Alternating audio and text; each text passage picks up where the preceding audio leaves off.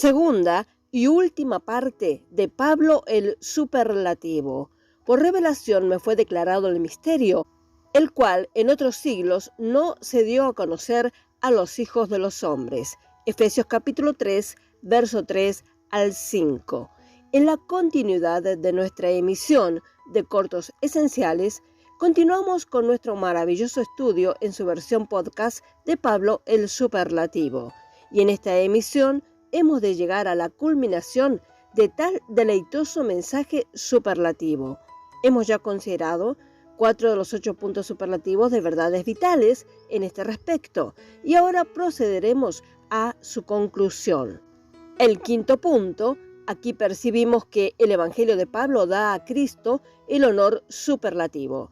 No le reconoce solamente como nuestro Redentor y Salvador, sino que le proclama cabeza sobre todas las cosas a la Iglesia. Y leemos la referencia en Efesios capítulo 1, versos 22 y 23. Y sometió todas las cosas bajo sus pies y lo dio por cabeza sobre todas las cosas a la Iglesia. Verso 23, la cual es su cuerpo, la plenitud de aquel que todo lo llena en todo.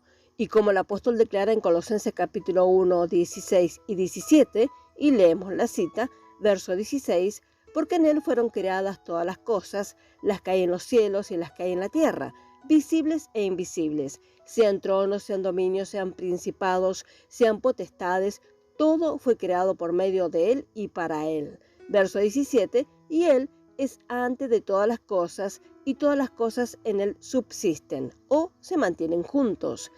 Verso 18, y él es la cabeza del cuerpo que es la iglesia, el que es el principio, el primogénito de entre los muertos, para que en todo tenga la preeminencia o el primer lugar.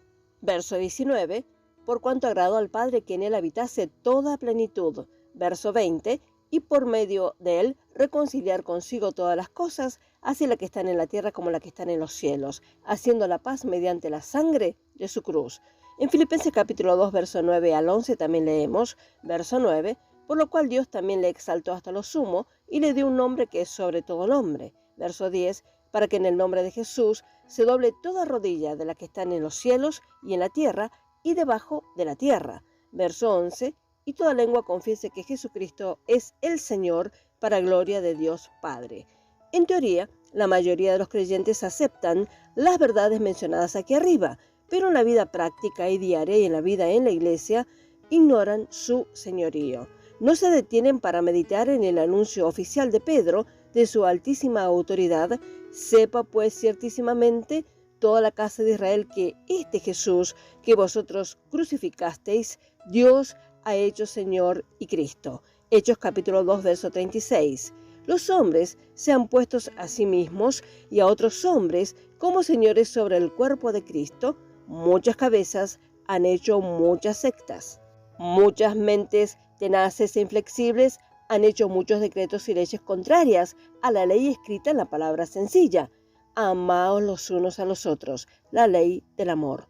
Si Cristo hubiese sido siempre la única y justificada cabeza y Señor de su pueblo, nunca hubiese habido divisiones. Leemos en Colosenses capítulo 2, versos 18 y 19. Verso 18, nadie os prive o robe de vuestro premio, afectando humildad y culto a los ángeles, esto es, mensajeros o predicadores, pero que no son señores, entremetiéndose en lo que no ha visto, vanamente hinchado por su propia mente carnal. Verso 19, y no haciéndose de la cabeza, este es Cristo, en virtud de quien todo el cuerpo, nutriéndose y uniéndose por las coyunturas y ligamentos, crece con el crecimiento que da Dios. No es extraño, pues, que la mayoría de las reuniones cristianas sean sin vida, sin poder, y los creyentes estén en aprietos y decaídos. La muerte espiritual es la pena inevitable, y hermanos, la muerte siempre huele mal. El sexto punto, el mensaje de Pablo siempre nos da el lugar superlativo con Cristo, el perdón de pecados, la sanidad para el cuerpo físico y la unción del Espíritu Santo parecen ser la culminación de los pensamientos y experiencias de la mayoría de las personas. Nunca van más allá de este triángulo y por consiguiente nunca intentan ir más allá del mismo. Y aún más, su concepto de salvación es muy diferente cuando se lo compara con la enseñanza de la Escritura. La mayoría de las doctrinas que leen u oyen son palabras livianas de hombres. Si se alimentan de la leche espiritual, como dice Pedro, progresarían un poco. Sin embargo, el hambre de oír la palabra de Jehová entre los creyentes es lamentable. Los santos pasan hambre, desmayan, andan a tientas, se inquietan, lloran y vacilan no sabiendo qué hacer. Amado oyente, le invitamos a la floreciente pradera de Dios. Alléguese al trigal de la abundante gracia, donde hay pan en gran abundancia. En el alfolí de la gracia ilimitada nunca faltarán provisiones. Mi Dios, pues, como Pablo exclama, suplirá todo lo que os falta conforme a sus riquezas en gloria en Cristo Jesús. Filipenses capítulo 4, verso 19. Este no es un verso de poesía ligera, sino verdad gloriosa, que ha sido comprobada. Pruébela. La salvación de Dios es totalmente gratuita. Fue pagada por la sangre del Señor Jesucristo. Es completa porque Cristo exclamó, consumado es. Es plena y suficiente porque escrito está, será amplio en perdonar. Es cierta y segura porque la salvación pertenece a Jehová. Apocalipsis capítulo 7, verso 10. Es sempiterna, para siempre y eterna, porque Jesús dijo, el que cree tiene vida eterna. No se puede perder, porque es un nuevo nacimiento, una nueva creación, una traslación, una implantación, una regeneración. Estáis en Cristo y Cristo está en vosotros. La salvación de Dios no es una imitación, ni una reformación, ni una confirmación, ni una educación, ni una civilización. Nosotros, los salvados, somos absolutamente una nueva creación en Cristo, en un nuevo mundo, el reino de la gracia, bajo un nuevo dominio, el reino de Dios, respirando una nueva atmósfera, la fe, en una localidad completamente nueva, en los cielos con Cristo Jesús. Efesios capítulo 2, verso 6. Una vez que el creyente asimila estas verdades vivas en el corazón, no volverá a entregarse a la vana suposición de estar perdido o de perder la salvación. Esto nunca. La idea de estar salvado hoy y perdido mañana es contraria en todo sentido al Evangelio de Pablo. Es un insulto a la redención perfecta y consumada de Cristo. Es contraria al amor y a la bondad de nuestro Padre Celestial. Es contraria al tierno e incansable cuidado del Espíritu Santo. Tal enseñanza se goza en negativas, severas y frías, llenas de legalismo. Pablo constantemente recurre a ardientes afirmaciones. Vamos a escucharlo en 2 Corintios capítulo 1, versos 19 y 20. Porque el Hijo de Dios, Jesucristo, que entre vosotros ha sido predicado por nosotros, por mí, Silvano y Timoteo, no ha sido sí y no, mas ha sido sí en él. Verso 20. Porque todas las promesas de Dios son en el sí y en el amén, por medio de nosotros, para la gloria de Dios. Estas palabras deshacen la base de las negaciones legales y destruyen dudas y temores, imaginaciones y conjeturas, teorías y tradiciones. La sangre arde de indignación santa ante las palabras religiosas antibíblicas, irracionales, sin vida y livianas que se presentan al público como verdades, llenas de temor e incertidumbre a las criaturas ignorantes e ingenuas. O si tuviéramos una tormenta de gracia pentecostal contra la legalidad y la superficialidad.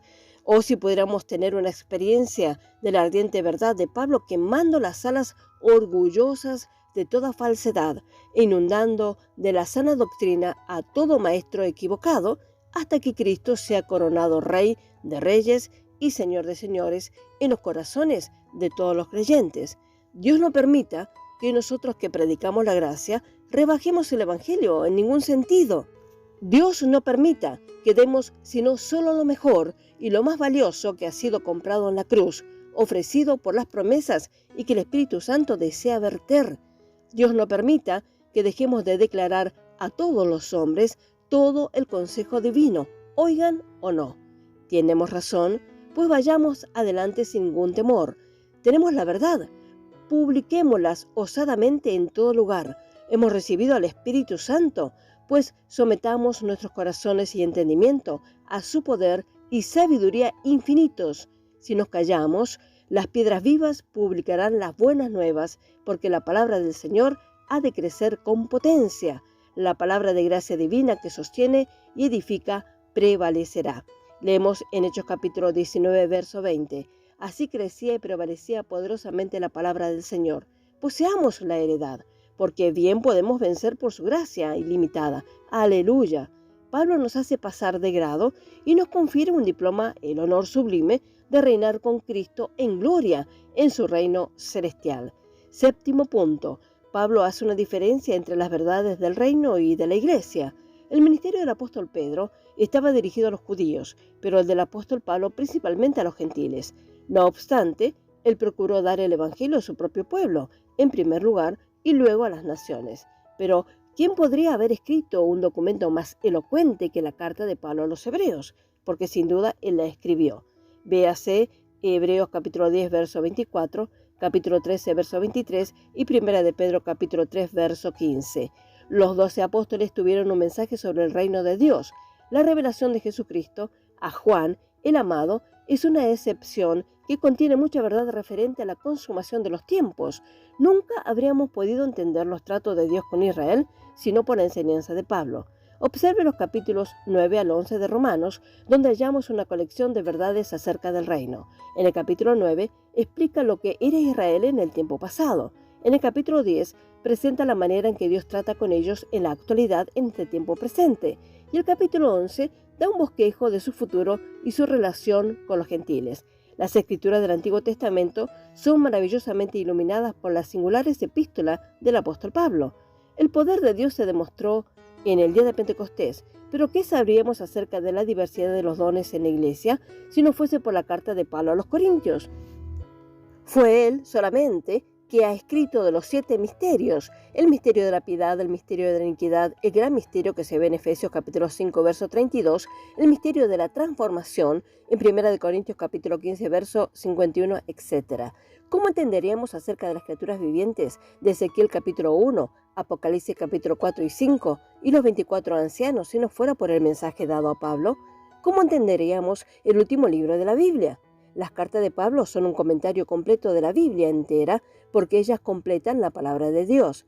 Ellas perfeccionan el canon de la verdad divina. Octavo, Pablo es nuestro ejemplo superlativo. En Hechos capítulo 13, verso 43, leemos que al principio de su ministerio, muchos de los judíos y religiosos prosélitos siguieron a Pablo y a Bernabé. Aunque al principio el orden en que se mencionan estos dos hombres es Bernabé y Saulo, muy pronto Saulo pasó al frente porque Dios le había comisionado y le estaba revelando una nueva fase de la verdad. Pablo llegó a ser el orden prominente. Hechos capítulo 13, verso 9 y capítulo 13, verso 16. En Listra, el pueblo a Bernabé llamaban Júpiter y a Pablo Mercurio, porque él era el que llevaba la palabra. Hechos capítulo 14, verso 12. De ahí que llegara a ser el predicador y primer escritor principal del Nuevo Testamento. También llegó a ser el más perseguido y el que más sufrió. Vea Hechos capítulo 14, verso 19. Con razón nos exhorta repetidas veces: por tanto os ruego que me imitéis. 1 Corintios capítulo 4, verso 16. Él consideraba a aquellos santos corintios como sus hijos espirituales. Por eso les demostraba un cuidado paternal. Otra vez, sed imitadores de mí así como yo de Cristo.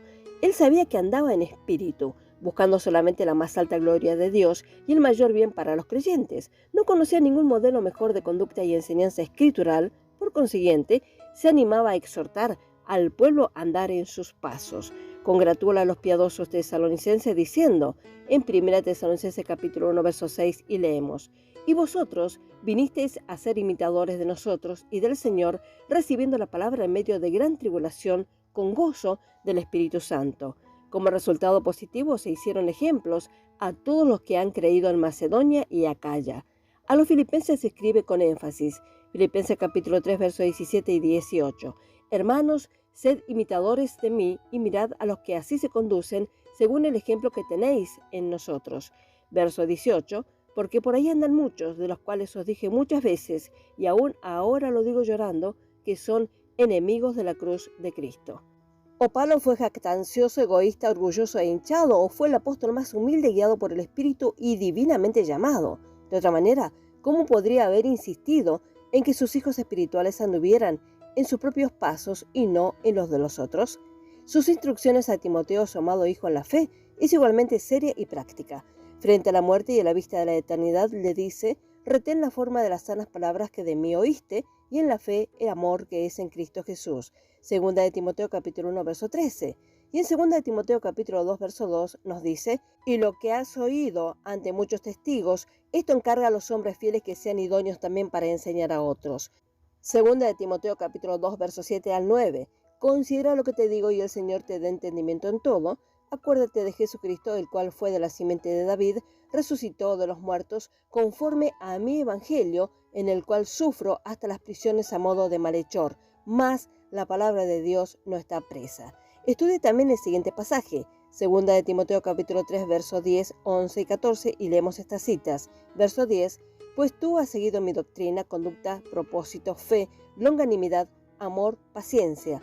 Verso 11, persecuciones, padecimiento, como los que me sobrevinieron en Antioquía, en Iconio, en Listra, persecuciones que he sufrido, y de todas me ha librado el Señor.